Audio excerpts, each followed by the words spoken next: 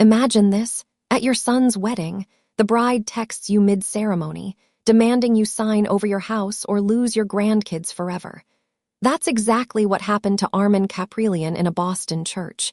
What he did to stop it will leave you stunned. Stay tuned. I'm honored to share this story with you all. After facing such betrayal, it's been tough, but protecting my son was worth every risk. Let me take you back to where it all began. My name is Armen Kaprielian, and at 63 years old, I thought I understood the weight of family legacy. My black hair, now distinguished with silver at the temples but still neatly parted as it had been since my youth, caught the morning light streaming through the kitchen window of the house I'd called home for 37 years. The same dark brown eyes that had watched my son Leo take his first steps in this very room now gazed out at the garden where my late wife Ash had planted her prized roses.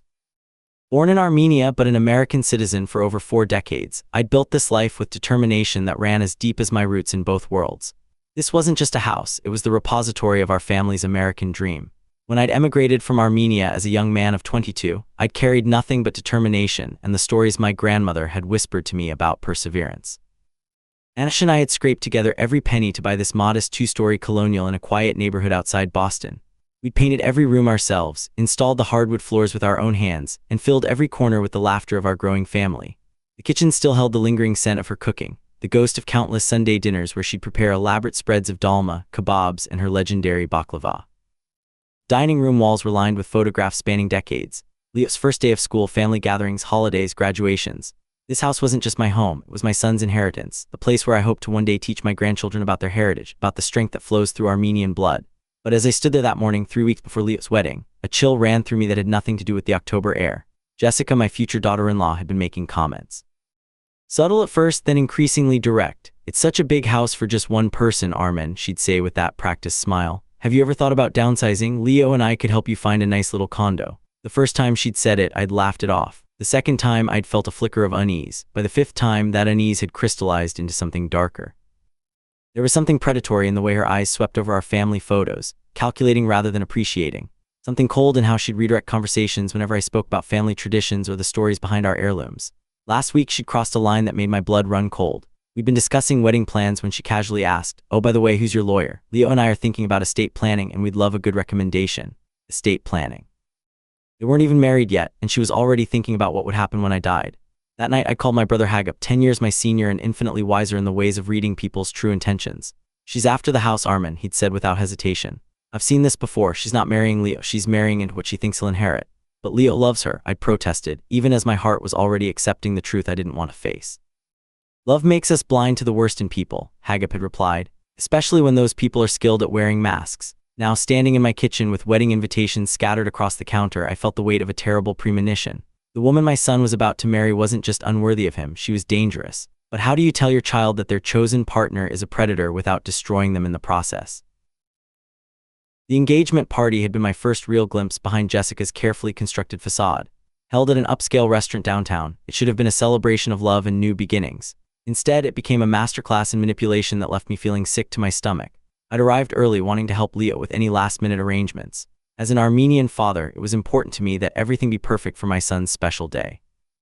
I found Jessica in the private dining room, not greeting guests or helping with decorations, but standing with her phone pressed to her ear, her voice low and urgent. "Told you the house alone is worth at least $800,000, she was saying. "And that's conservative. The neighborhood's been gentrifying like crazy. Once I get him to sign it over, what? No, he won't suspect anything. Old Armenian men are all about family legacy. I just have to play the loving daughter-in-law who wants to help him manage his finances." I froze in the doorway, my blood turning to ice. She was talking about my house, my home, like it was already hers, like I was some doddering old fool to be manipulated out of my life's work. "The wedding's in 3 weeks, she continued. "I'll have him eating out of my hand by then." A few tears about wanting to help Grandpa with his overwhelming property maintenance. Maybe some hints about how much easier it would be if everything was in our names for tax purposes. He'll sign whatever I put in front of him. When she turned and saw me standing there, her expression didn't change. No shock, no embarrassment, no shame. Just a cold calculation, as if she was measuring how much I'd heard and how much damage control would be necessary. "Oh, Armen," she said brightly, slipping her phone into her purse.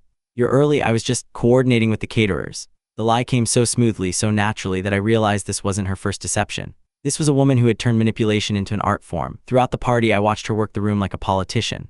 With Leo's friends, she was the cool, fun girlfriend who laughed at their jokes and remembered their girlfriends' names. With his colleagues, she was the ambitious professional who shared their career aspirations. With the older relatives, she was the respectful future daughter-in-law who asked about their health and complimented their jewelry. But I saw the moments between performances, the microseconds when her mask slipped and something calculating and cold flickered behind her eyes. When my elderly Aunt Surin struggled with her English while telling a story about her childhood in Armenia, Jessica's smile became strained, impatient. When Leo's cousin Rafi mentioned his recent financial struggles, Jessica's gaze sharpened with what looked disturbingly like opportunity. The final straw came when she cornered me near the bar, her voice honey-sweet but her eyes hard as flint. "Armen, I've been thinking," she said, placing a perfectly manicured hand on my arm. "Leo mentioned that you've been feeling overwhelmed with the house lately. All that yard work, the maintenance issues with a property that age. It must be exhausting for someone your age." I hadn't mentioned feeling overwhelmed. In fact, I'd specifically told Leo just last week how much I enjoyed working in Anosh's garden, how it kept me connected to her memory. "I'm fine," I said carefully. "Of course you are," she said with a patronizing smile that made my jaw clench. "But you know, Leo and I have been talking, and we think it might be time to explore some options. There are some beautiful senior communities in the area, and the equity from your house could set you up very comfortably. Plus, it would give Leo and me a chance to start building our own equity instead of just waiting for me to die so they could inherit what I'd worked my entire life to build." "The house isn't for sale," I said firmly. Her smile never wavered, but something predatory flickered in her eyes. "Oh, I know, I'm not suggesting you sell it. I'm suggesting you think about the future, about what's best for everyone. After all, family takes care of family, don't they?" The threat was subtle but unmistakable. Play along or risk being cut off from my son and any future grandchildren. That night I lay awake staring at the ceiling of the bedroom I'd shared with Anosh for 3 decades, her side of the bed still cold and empty. I thought about the life we'd built together, the dreams we'd had for our family's future. I thought about Leo, my brilliant, kind-hearted son who saw the best in everyone and was blind to the predator he was about to marry. And I made a decision that would change everything. The next morning I did something I never thought I'd have to do. I began investigating my future daughter-in-law like she was a criminal, because increasingly I was beginning to suspect that's exactly what she was. My first call was to my neighbor Martha Henley, a retired private investigator who'd moved in next door 5 years ago.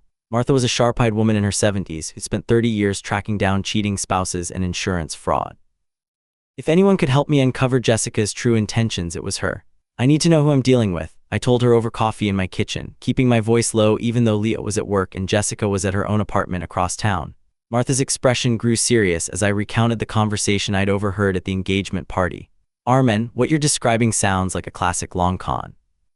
She targets someone with assets, builds a relationship, then systematically works to gain control of those assets. The fact that she's already planning how to get your house before she's even married to your son, that's not normal behavior. What can I do? Document everything, every conversation, every interaction, every request, and let me do some digging into her background. People like this usually have a history." Over the next 2 weeks, Martha and I became unlikely partners in uncovering the truth about Jessica Chen, if that was even her real name. What we discovered made my blood run cold. Jessica had been married before, twice. Both marriages had ended in divorce, and both ex-husbands had lost significant assets in the settlements. The first, a successful contractor in California, had somehow ended up signing over his construction business to her just months before their divorce. The second, a widower with a substantial inheritance from his deceased wife, had transferred his house and investment accounts into joint ownership with Jessica before she filed for divorce, claiming irreconcilable differences. "She's a professional," Martha said grimly, spreading the documents across my dining room table. "Look at the pattern. She targets men who have recently suffered a loss, your wife's death, the contractor's business partner's death, the widower's wife's death. She presents herself as a source of comfort and stability, then systematically works to gain control of their assets." The most chilling discovery was a social media post from her second ex-husband, buried deep in a Facebook group for divorce survivors. "She came into my life when I was at my lowest point, grieving my wife's death. She was so understanding, so supportive. She convinced me that combining our finances was a sign of trust, of building a future together." By the time I realized what was happening, she owned half of everything I'd worked my entire life to build. When I tried to confront her, she threatened to make sure I never saw my stepchildren again unless I signed over the rest. I gave her everything just to maintain some connection to the kids I'd helped raise. Now they won't even return my calls. The parallels to my own situation were terrifying. Jessica wasn't just after my house. She was planning to use any future grandchildren as leverage to control me for the rest of my life. But the most damning evidence came from an unexpected source, her own phone. During a family dinner at my house, Jessica had excused herself to use the bathroom, leaving her phone on the dining room table. When it buzzed with a text message, the preview was visible on the lock screen. The message was from someone named T. Morrison, attorney at law. "Quitclaim deed is ready. As discussed, best to present during emotional moment when target is most vulnerable. Wedding day ideal timing." My hands shook as I quickly photographed the screen with my own phone. She had already prepared legal documents to steal my house, and she was planning to ambush me with them on what should have been the happiest day of my son's life. That night I called Leo. My heart was breaking as I dialed his number, knowing that what I was about to do would shatter his world, but I couldn't let him marry this woman without knowing the truth. Dad, is everything okay? You sound strange. Leo, I need to talk to you about Jessica. There are some things you need to know. The silence on the other end of the line stretched for what felt like an eternity. When Leo finally spoke, his voice was cold in a way I'd never heard before. Dad, if you're calling to badmouth my fiancée 3 days before our wedding, I don't want to hear it. Son, please just listen. No, Dad, I know you've never really liked Jessica, but this is my choice. She makes me happy. She loves me, and I'm not going to let your prejudices ruin the best thing that's ever happened to me. The line went dead. My son had chosen his predator over his father, but I wasn't done fighting. If Leo wouldn't listen to reason, I'd have to find another way to protect him, and I was about to get my chance. The morning of October 15th dawned crisp and clear, the kind of perfect autumn day that makes New England famous. St. Gregory Armenian Apostolic Church looked magnificent, decorated with white roses and baby's breath, the morning sun streaming through the stained glass windows and casting jeweled patterns across the polished wooden pews. Over 200 guests would fill every seat for what was supposed to be the celebration of a lifetime, a $45,000 event funded by years of careful savings and family contributions. I stood in front of my bedroom mirror, adjusting my tie for the third time, my reflection showing a man who looked far older than his 63 years. The stress of the past 3 weeks had carved new lines around my dark brown eyes, and my usually immaculate black hair showed more silver than I remembered. I looked like a man preparing for battle rather than a wedding, and in many ways that's exactly what this was. My plan was simple but required perfect timing. I'd contacted Detective Ray Kowalski, a longtime friend from the neighborhood who'd helped me navigate the legal requirements for what I was about to do. The evidence Martha and I had gathered was substantial enough to warrant charges of attempted fraud and extortion, but we needed Jessica to make the actual attempt, to cross the line from planning a crime to committing one. She'll do it during the ceremony, Martha had predicted. It's when you'll be most emotional, most vulnerable. She'll want to catch you off guard, probably with some sob story about wanting to secure the family's future or help with your finances. The key is to let her make the demand, then immediately document it. I'd spent the morning reviewing the plan with Detective Kowalski. 2 plainclothes officers would be in the church, posing as distant relatives. The moment Jessica made her move, I'd signal them and they'd be ready to act. But as I drove to the church, my hands gripping the steering wheel until my knuckles went white, I felt the weight of what I was about to do. I was going to destroy my son's wedding day to save his life. I was going to publicly humiliate the woman he loved to protect him from her predatory nature. I was going to become the villain in his story to prevent her from becoming the villain in ours. The moral weight of this decision pressed down on me like a physical force. Was I doing the right thing? Was there another way? Could I live with myself if I destroyed Leo's happiness? But then I thought about Anosh, about the promises we made to protect our family, and I knew I had no choice. The church was already filling with guests when I arrived. Leo's friends from college scattered throughout the pews, chatting and laughing. My extended family, aunts and uncles and cousins who'd driven in from across New England for the occasion. Jessica's side was notably smaller, just a handful of people who introduced themselves with vague relationships. Friend from work, college acquaintance, neighbor. No family, no childhood friends, no one who'd known her for more than a few years. I took my place in the front pew, the seat traditionally reserved for the father of the groom. To my left sat my sister Anahit, who'd flown in from California for the wedding. To my right, an empty space that should have been occupied by Anosh, my beloved wife who would never see our son married, never hold our grandchildren, never know how close our family had come to being destroyed by a predator in a wedding dress. The organist began playing, and the guests rose to their feet. The bridesmaids processed down the aisle in flowing lavender dresses, their faces glowing with happiness for their friend. Then came the moment I'd been dreading. Jessica appeared at the back of the church, radiant in a flowing white gown, her arm linked with her father's. She was beautiful, I had to admit, stunning even. Her dark hair was swept into an elegant updo, her makeup flawless, her smile bright enough to power the entire church. It was easy to see why Leo had fallen for her. It was easy to understand how she'd fooled him so completely. But as she walked down the aisle toward my son, I saw something in her eyes that made my stomach turn. Triumph, not joy, not love, not the nervous excitement of a bride on her wedding day. Triumph. She looked like a hunter who'd finally cornered her prey. Leo was beaming at the altar, his face radiant with love and happiness. My heart broke a little more with each step Jessica took toward him. In a few minutes, I was going to destroy that happiness. I was going to shatter his faith in love and trust in his own judgment. But I was also going to save him from a lifetime of manipulation and financial abuse. The ceremony began with Father Mesrob's rich, accented voice filling the church. Dearly beloved, we're gathered here today to witness the union of Leo and Jessica in holy matrimony. Words washed over me like a tide, beautiful and traditional and completely hollow given what I knew about the bride's true intentions. I tried to focus on the ceremony, on the prayers and hymns that were meant to sanctify this union. But my phone felt like a lead weight in my jacket pocket, and I found myself checking it compulsively, waiting for the message I knew was coming.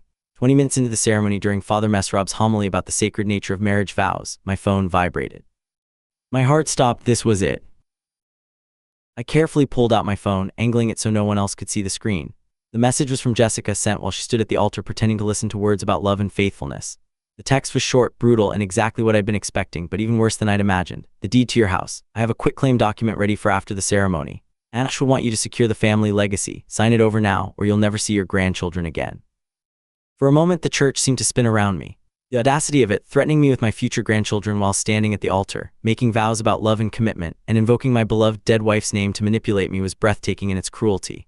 She had crossed every line imaginable, weaponizing my grief, my love for my son, my hopes for the future, all while standing in God's house pretending to be a blushing bride. The violation felt so profound, so personal, that I actually felt nauseous. How dare she use Anosh's memory as a tool of manipulation? How dare she stand in the very church where we'd held Anosh's funeral service and invoke her name to steal everything we'd built together? But I was ready. I took a screenshot of the message, my hands surprisingly steady despite the rage coursing through my veins. Then I forwarded it immediately to Detective Kowalski, who was stationed outside the church, and to Martha, who was sitting 3 rows behind me posing as a distant cousin. The plan was in motion. There was no going back now. I looked up at Jessica, who was still standing at the altar, her face a picture of bridal innocence as Father Mesrab continued his homily about the sanctity of marriage. She caught my eye and gave me the slightest nod, a barely perceptible gesture that said, "I'm waiting." The sheer arrogance of it, conducting extortion during her own wedding ceremony, was almost admirable in its boldness. Almost. I glanced at my phone again, checking the time. I needed to give the officers a few minutes to position themselves. I needed to let Jessica think she was winning, that her psychological warfare had succeeded. I needed her to feel completely in control right before I destroyed her world. Father Mesrab was now speaking about the Armenian tradition of the crowning ceremony, about how the crown symbolized the couple becoming king and queen of their own small kingdom, ruling together in love and mutual respect. The irony was so thick it was suffocating. Jessica wasn't interested in ruling together. She wanted to rule alone, with my son as her unwitting subject and my assets as her treasury. My phone buzzed again. Another message from Jessica. "Tick-tock, old man. The ceremony ends in 10 minutes. After that, the offer expires and you become a stranger to your own grandchildren." The casual cruelty of calling me old man while standing at the altar in a white dress was the final insult. This woman had no respect for anything, not the sanctity of marriage, not the love of family, not the memory of the dead. She was a predator in wedding white, and she'd made the fatal mistake of threatening the wrong Armenian father. I rose to my feet.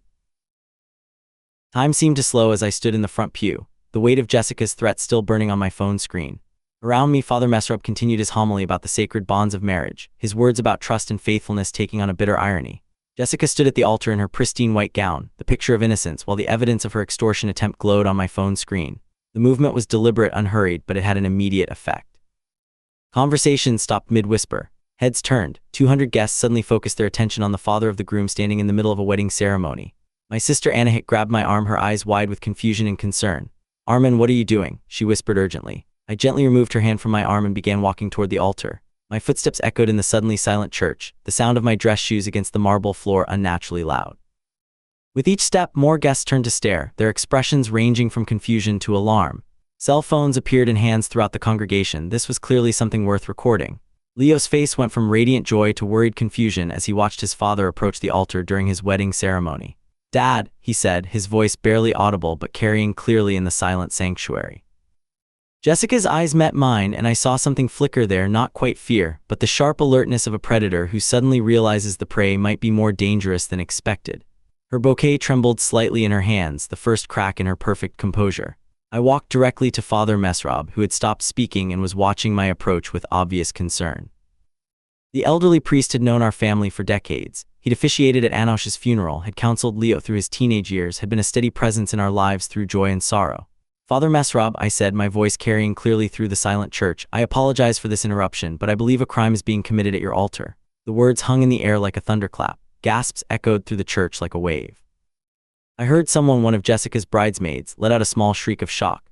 Murmurs erupted throughout the congregation. "Did he say crime? What's happening? Is this part of the ceremony?" I held up my phone, the screen still displaying Jessica's message. Father Mesrab's kind eyes, magnified behind his wire-rimmed glasses, focused on the text. I watched his expression change as he read the words, his face moving from confusion to understanding to righteous anger. "Dear God," he whispered, his accent thickening with emotion. He looked from the phone to Jessica, who was now pale beneath her makeup, her bouquet trembling in her hands. "This is ridiculous," Jessica said, her voice sharp with panic but still trying to maintain control. "Armen is obviously having some kind of episode. He's been acting strange for weeks, making wild accusations. Show them," I said simply, handing my phone to Father Mesrab. Priest took the phone with hands that shook slightly with age and emotion. He held it up so that Leo could see the screen, so that the wedding party could read the message that had been sent while they all stood at the altar speaking of love and commitment. I watched my son's face as he read his bride's words. The transformation was devastating to witness. The joy drained from his features like water from a broken vessel, replaced by confusion, then understanding, then a grief so profound it made me want to weep. The congregation was in chaos now. Guests were standing, craning their necks to see what was happening, phones recording every moment. The beautiful wedding that had cost $45,000 and taken months to plan was dissolving into a viral social media moment. "Jessica," Leo said, his voice breaking, "what is this? It's not what it looks like," she said desperately, her mask finally slipping completely. "I was just trying to help to secure our future. You threatened my father," Leo said, his voice growing stronger, angrier. "You threatened to keep his grandchildren from him unless he signed over his house on our wedding day while we were taking vows about love and faithfulness. And you," his voice cracked with pain, "you used my mother's name to manipulate him." The church erupted in murmurs and gasps. Guests were pulling out their own phones, some recording the unfolding drama, others texting frantically to share the shocking turn of events. This was the kind of wedding disaster that would be shared across social media for years. Father Mesrab, meanwhile, had discreetly handed my phone to the best man, Leo's childhood friend Marcus, and whispered something in his ear. Marcus's eyes went wide as he read the message, and he immediately slipped out a side door of the church. "Ladies and gentlemen," Father Mesrab announced, his voice carrying the authority of decades of spiritual leadership, "I'm afraid this ceremony must be suspended while we address a serious matter." Jessica's composure finally cracked completely. "You can't do this," she screamed, her voice echoing off the church walls, all pretense of the blushing bride gone. "This is my wedding day, you're all insane if you think." She was cut off by the sound of the church's heavy wooden doors opening. Marcus had returned, and he wasn't alone. Two uniformed police officers walked down the aisle with the measured pace of professionals who dealt with domestic disputes and family crises countless times before. The lead officer, Detective Maria Rodriguez with the Boston Police Department, no relation to the attorney whose name had appeared on Jessica's phone, approached the altar with her partner. "Ma'am," Detective Rodriguez said to Jessica, her voice respectful but firm, "I'm Detective Rodriguez with the Boston Police Department. We need to speak with you about a complaint that's been filed regarding attempted extortion and fraud." "This is harassment," Jessica shrieked, but I could see the fear in her eyes now, the realization that her carefully laid plans were crumbling around her. "They're trying to ruin my wedding because they don't approve of me." Detective Rodriguez held up a folder containing the evidence Martha and I had gathered over the past 3 weeks. "Ma'am, we have evidence of attempted extortion and fraud, including text messages sent during this ceremony. You have the right to remain silent. Anything you say can and will be used against you in a court of law." As the Miranda rights were read in the hushed sanctuary of St. Gregory Armenian Apostolic Church, with 200 guests watching in stunned silence and countless phones recording every moment, I felt a strange mixture of vindication and sorrow. Justice was being served, but at the cost of my son's happiness, at the cost of a day that should have been filled with joy and celebration. Jessica's hands were cuffed behind her back, the metallic click of the restraints echoing through the silent church. Her wedding dress, symbol of purity and new beginnings, now looked like a costume on a criminal. As she was escorted down the aisle, the same aisle she'd walked in triumph just 30 minutes earlier, her mask had completely fallen away, revealing the cold, calculating predator beneath. "This isn't over," she screamed as the officers led her toward the exit. "You'll pay for this, all of you," but it was over. The woman who had tried to steal my family's legacy, who had weaponized my grief and threatened my future grandchildren, who had turned my son's wedding day into a crime scene, was finally facing the consequences of her actions. The altar of St. Gregory Armenian Apostolic Church had indeed become a place of justice. The church emptied slowly, guests filing out in stunned silence, their whispered conversations creating a low hum of disbelief and shock. Some looked at me with admiration, others with something closer to fear. The realization that the kindly Armenian father they'd known for years was capable of orchestrating such a devastating public confrontation. Cell phones buzzed constantly as the story spread across social media in real time. Wedding arrest and bride in handcuffs were already trending. I remained in the front pew, my hands folded in my lap, watching as the detritus of a destroyed wedding was cleared away. The flowers that had been arranged with such care, the programs that would now serve as souvenirs of one of the most dramatic wedding disasters in recent memory, the unity candle that would never be lit. Leo sat beside me, still in his tuxedo, his head in his hands. We hadn't spoken since the police had taken Jessica away. I could feel the weight of his grief, his humiliation, his shattered faith in his own judgment. In the months that followed, as Leo processed the betrayal and began therapy to work through the trauma of discovering that the woman he'd planned to marry was a predator who targeted him for his family's assets, we slowly began to rebuild our relationship. "How long have you known?" he finally asked, his voice muffled by his hands. 3 weeks, I said quietly. "Since the engagement party, when I overheard her on the phone talking about how she was going to manipulate you into signing over the house." He looked up at me, then his eyes red-rimmed and hollow. "Why didn't you tell me? I tried, you wouldn't listen. You said I was prejudiced against her, that I was trying to ruin your happiness." Leo was quiet for a long moment, processing this. "The house," he said finally. "She really was after the house. The house, your inheritance, your future earnings. She had it all mapped out." I pulled out my phone and showed him the screenshots Martha and I had taken of Jessica's previous marriages, her pattern of targeting vulnerable men and systematically stripping them of their assets. As Leo read through the evidence, his face grew paler. She's done this before, twice. Both times she used the same playbook. Target a man who suffered a recent loss, provide comfort and support, gain his trust, then systematically work to gain control of his assets. When she's extracted everything she can, she files for divorce and moves on to the next victim. And I was the next victim. You were the next victim, I confirmed. But you're also my son, and I wasn't going to let her destroy you the way she destroyed the others. We sat in silence for a while, the weight of the day settling around us like dust. Outside, I could hear cars starting, guests departing, the normal sounds of life continuing despite the fact that our world had just been turned upside down. The moral weight of my decision, destroying my son's wedding day to save his future, would stay with me forever. But seeing him now, seeing the relief mixed with his grief as he finally understood the truth about the woman he'd almost married, I knew I'd made the right choice. Dad, Leo said finally, I'm sorry. I should have listened to you. I should have seen the signs. Love makes us blind to the worst in people, I said, echoing my brother Hagup's words. Especially when those people are skilled at wearing masks. She fooled everyone, Leo, your friends, your colleagues, even some of our family members. She was very, very good at what she did, but not good enough to fool you. I had help, and I had motivation. I wasn't going to let her take everything your mother and I built, everything we wanted to leave to you and your children. Leo leaned back in the pew, staring up at the soaring ceiling of the church. What happens now? Now you heal, you learn to trust your instincts again, you remember that not everyone who says they love you actually does. And eventually, when you're ready, you find someone who deserves the good man you are. And Jessica will face the consequences of her choices. The police have enough evidence to charge her with attempted extortion and fraud. Her previous victims have been contacted, and they're willing to testify about her pattern of behavior. She won't be able to do this to anyone else.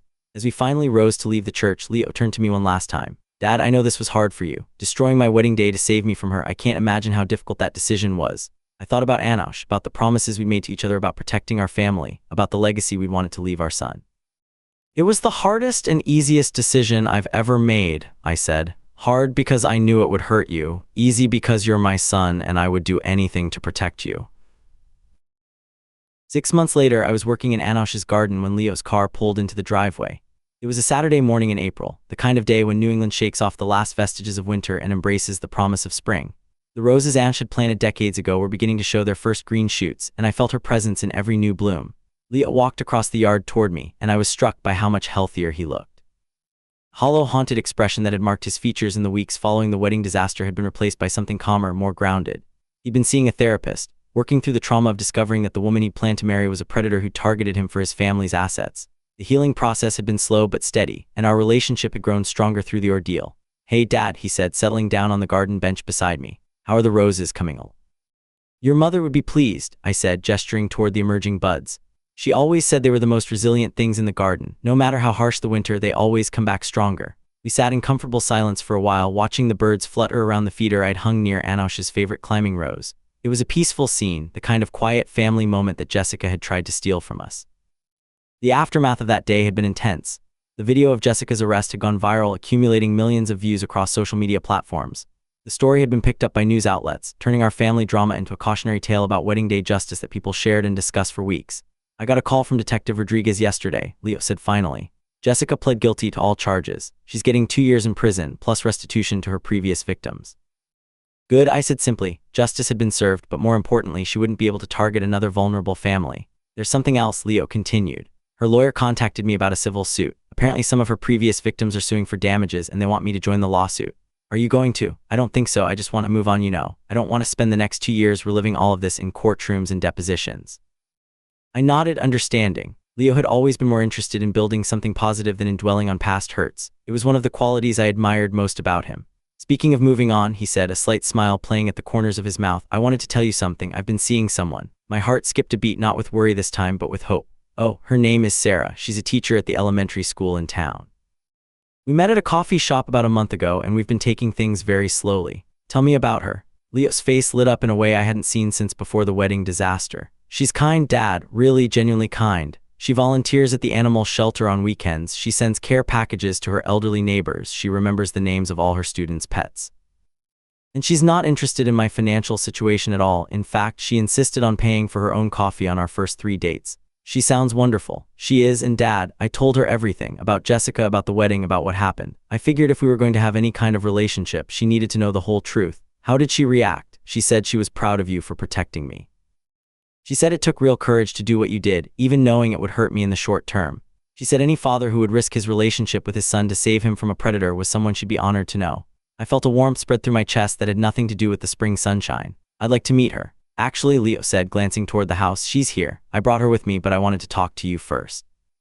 She's in the kitchen, probably admiring all of Mom's old recipe cards. I laughed, picturing a young woman discovering Anosh's carefully handwritten collection of Armenian family recipes.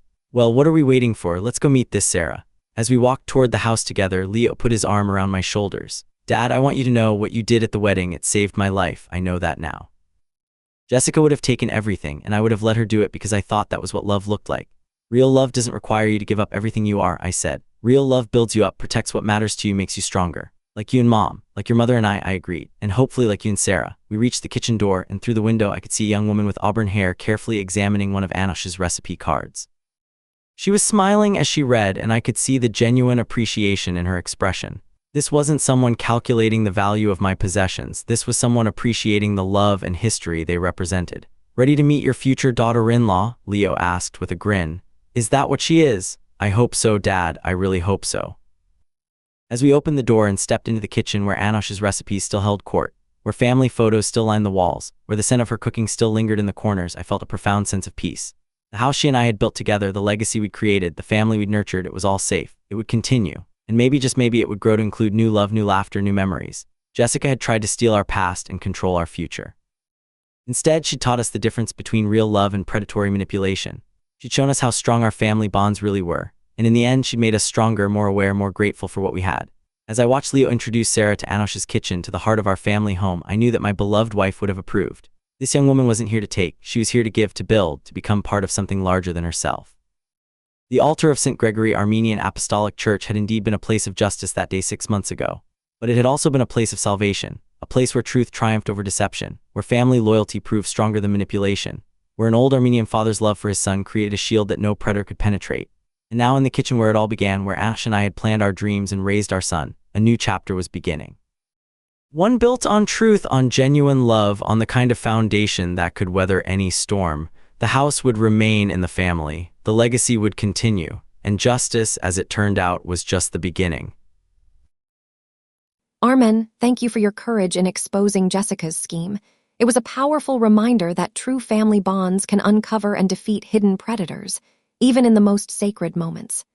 This story highlights how vigilance and love can shield us from deception, teaching us to trust our instincts in relationships. I'm Eliza Quinn, and remember, here on Wedding Day Justice, veils off, justice on.